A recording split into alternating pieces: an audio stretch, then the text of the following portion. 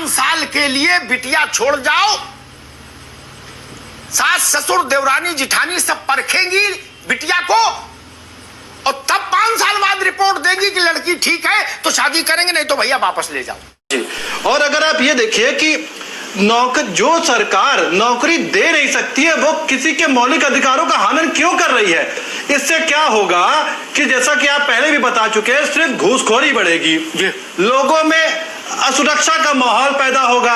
कोई भी व्यक्ति वो क्या करेगा कि अगर उसको घूस नहीं मिली तो वो अगर घूस नहीं मिल रही तो यहाँ पे तो आप देख रहे हैं आईएएस पीसीएस कैटेगरी के लोग घूस ना मिलने पे कत्ल करवा दे रहे हैं, जो नर्सरी चल रही है। तो उसी जगह पे आप ये पैमाना देख लिए तो आगे आने वाली दिशा कहां पे लेकर के सरकार जाएगी, प्रदेश को लेकर। यू मेड योर पॉइंट, ठीक है अभिषेक, ये सबसे बड़ी ठीक है। मैं डॉक्टर मनोज मिश्रा के पास चलूंगा। मनोज जी, बड़ा व्यवहारिक सवाल रखता हूं जिसमें हिपोक्रेसी ना हो, वो बात हो जो जनता समझे और जो सच्चाई है जमीन की, दार्शनिक बात नहीं है।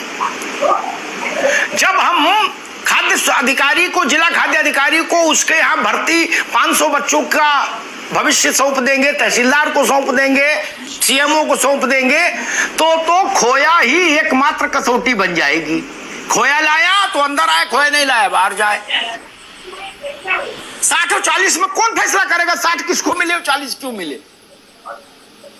हजार लाखों की संख्या में बच्चा होगा, चाहे जिसको जितने दे दो, तब तो चल गया शासन और प्रशासन और हो गई जनसेवा महाराज। ननकू भी रोता फिरेगा सड़कों पे और रज्जाक भी। मनोज मिश्रा जी। जी हाँ, देखिए अमिताभ जी, आप बहुत अच्छा विषय लाते हैं और जनता और युवाओं से जुड़ा होता है, आपको धन्यवाद। लेकिन कुछ विषय है जो मुझे भी कहने थे। जी बिल्कुल कहिए। कि मैं लगातार छात्रों के ही संपर्क में रहता हूँ और विभिन्न स्तरों के छात्रों के संपर्क में रहता हूँ। तो पहली बात तो ये है कि ये अभी मुख्य सचिव जी ने भी कहा है कि विचार के स्तर पर। तो दूसरी बात ये है कि इसकी जो एंट्रेंस प्रोसेस है कि इसमें नियुक्ति कैसे होगी, ये बोर्ड क्लियर नहीं है। कि ऐसा नहीं होगा कि एक अधिकारी पूरी भर्ती कर देगा, एक विभाग की या एक क्षेत्र की या एक जिले की, ऐसा नहीं होगा। क्योंकि कोई एजेंसी है और वो एजेंसी ही तय करेगी कि लोगों की भर्ती होनी चाहिए। भर्ती के बाद 5 साल तक जो प्रस्ताव पढ़ने में आ रहा, जो अखबारों में आ रहा, उसके आधार पर कह रहा हूँ, क्योंकि वो 5 साल तक संविदा पर रहेंगे और 60% से अधिक अगर अंक आएंगे तो उनका संविदा रेगुलर होगा। और ये साल में 2 बार होगा और 100 नंबर की 5 खंड दिए गए हैं। उन खंडों में एक में कंप्यूटर टेस्टिंग है, एक में कुछ है, इस तरह से है, उनको पार करेगा। तीसरी बात, सरकार कोई भी हो वो जनता के बहुमत से आती है, चाहे हमारी सरकार हो चाहे हमारी 25 सदस्यों की सरकार। ठीक बात है। तो सरकार का सदैव ध्यान ये होता है कि प्रदेश की 24 करोड़ जनता के हित की बात करना, कुछ मुट्ठी भर लोगों की नहीं। तो ये निश्चित मानिए कि ये एकदम तमगा दे देना कि सब जन विरोधी है, ये उचित नहीं है। विपक्ष कहता है, विपक्ष का अधिकार है वो कहे, लेकिन विपक्ष को अपने अंदर झांकना चाहिए।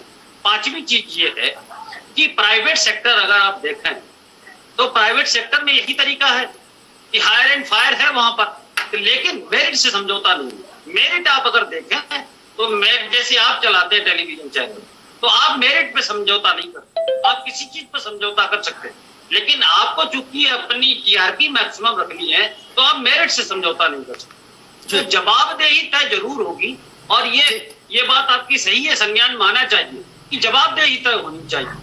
और जो ये डर वातावरण क्यों है कि ये बात स्वीकार करनी पड़ेगी देश के युवाओं को भी कि अब सरकारी नौकरियां सिकुड़ रही हैं और उनका जमाना जा रहा है।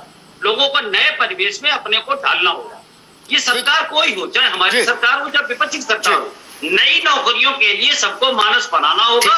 और एक अंतिम बात मैं कहूंगा कि डॉक्टर एपीजे कलाम ने विजन 2020 में कहा है कि लोगों को आने वाले युग में अपनी योग्यताओं और दक्षताओं में परिवर्तन करने होंगे। ये उन्होंने विजन 2020 में कहा। तो मतलब ये उन्होंने उस समय समझ लिया था कि लोगों को अपनी परिवर्तन करने होंगे। तो निजी क्षेत्र के लिए इस तरह की नौकरियों को लोगों की मानसिकता तैयार करनी पड़ेगी। बिल्कुल ठीक बात मनोज जी। अब 2 बातें कह के मैं ब्रेक पर जाऊंगा, अभी नहीं आएंगे अभिषेक आपके पास। जिनके उत्तर नहीं मिले मैं चाहूंगा कि अगले चरण में जब मनोज जी के पास अवसर आए तो वो इन प्रश्नों का उत्तर दें।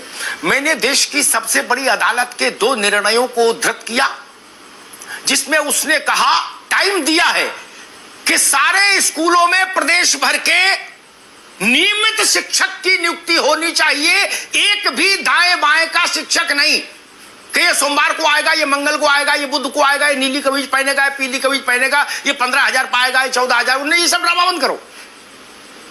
सरकारी नौकरी व्यवस्थित ढंग से एक ईमानदार टेस्ट के जरिए दीजिए, एक कमीशन बनाइए, सुप्रीम कोर्ट में कंप्लायंस रिपोर्ट फाइल करिए। सुप्रीम कोर्ट से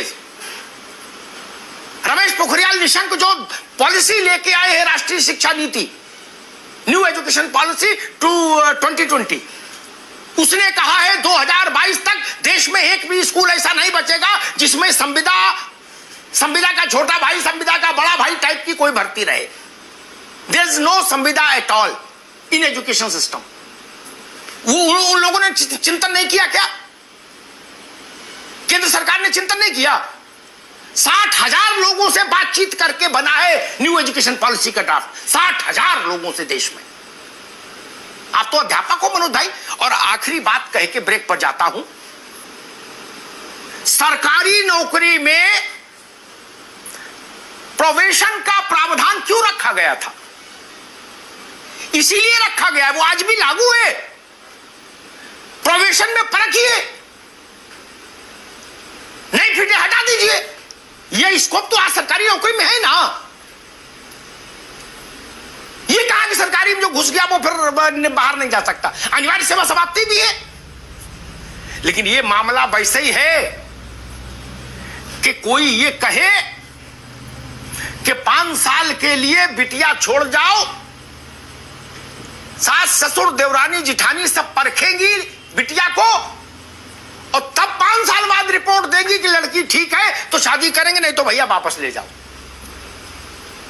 ये रास्ता ठीक नहीं।